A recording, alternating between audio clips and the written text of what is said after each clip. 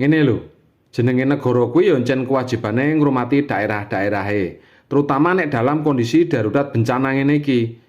Terus nyinyir karo gerakane donasi rakyat sing iso untuk miliatan dan pengen bantuan triliunan saka negara kuwi juga iso viral.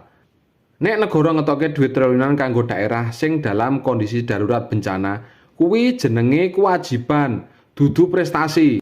Tur meneh duwite negara kuwi juga saka duwite rakyat kan. Memang negara iki dodolan apa sih sing iso bati? Dodolan listrik rugi, dodolan BBM rugi. Rak yo rakyat sing ngloroki. Ngono kok pengen viral? Sing perlu diviralno kuwi justru laporan pertanggungjawabane. Duit triliunan kae dienggo apa wae? Hasil ning lapangan kaya piye? Endi buktine, endi nyatane?